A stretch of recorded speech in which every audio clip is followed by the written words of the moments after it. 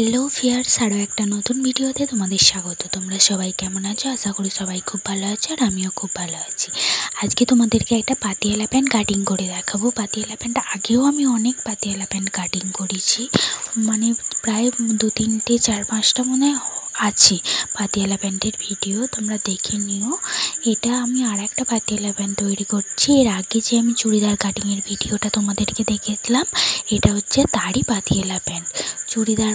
চুড়িদারটা ছিল ইয়েলো রঙের, কিন্তু আমার মানে ওই চুড়িদারটার থেকে পাতিয়ালা প্যান্টটা বেশি পছন্দ। পাতিয়ালা প্যান্টটা ছিল কালোর উপরে হলুদের ছাপা, বেশ দেখতে সুন্দর ছিল। এবং এই পাতিয়ালা প্যান্টটা তৈরি করার জন্য প্রথমে আমি ঝুলটা মেপে নিচ্ছিলাম। প্রথমে ঝুলটা মেপে নিয়েছিলাম, এবং এই ঝুলটা যে যার পাতিয়ালা প্যান্ট তোমরা করবে তার মানে মাপ অনুযায়ী তৈরি করবে, যেহেতু এটা আমার নিজের মাপ অনুযায়ী করছিলাম। এটা আমি সামথিং ওই 35-36-এর কাছাকাছি করেছিলাম, আমার ঠিকভাবে মনে নেই আমি কতটা করেছিলাম। এরপর পুরোটা যে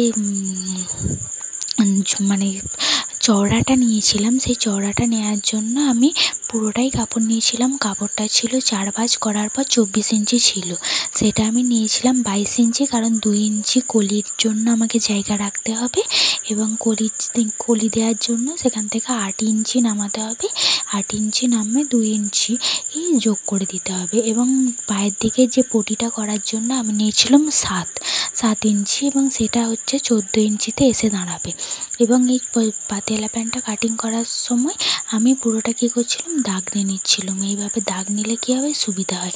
এবং পাতিয়ালা প্যান্টের এই কাটিংটা করার সময় আমাকে এইভাবেই করতে হয়, কারণ আমার কাছে কোনো বড় স্কেল নেই, একটা বড় স্কেলের খুবই প্রয়োজন।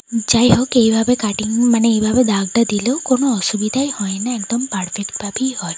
এবং এই দিকের যে কোমরের পাটটা ছিল, সেই কোমরের পাটটাতেও আমি যেহেতু 2 ভাঁজ করে নিয়েছিলাম, তাই আমার দাগ দেওয়ার সময় কোনো অসুবিধাই হয়নি।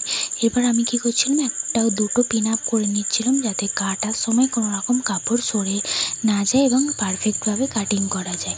এবার কী করছিলাম, আমি কোণ থেকে কাটিংটা শুরু করছিলাম। কোণ থেকেও কাটিং করা যায়, সাইড থেকেও কাটিং করা যায়, যার যেটা সুবিধা সে সেটা করবে। আমার এইভাবেই সুবিধা হয়েছিল, তাই জন্য আমি এভাবেই কাটিং করে নিচ্ছিলাম। এবং এই কাটিং করার সময় খুব ধীরে সুস্থে করতে হবে, কারণ কাটিং যদি না ঠিক হয়, মানে যে কোনো জিনিস পারফেক্ট হবে না। কাটিংই হচ্ছে গোড়া। কাটিং যদি ভালো করে শিখে নেওয়া যায়, তাহলে যে কোনো সেলাই ইজিভাবে তৈরি হয়ে যায়। এবং এই পাতিয়ালা প্যান্টটা আমি যখন তৈরি করছিলাম, তখন আমিও আস্তে আস্তে কাটিংটা করছিলাম।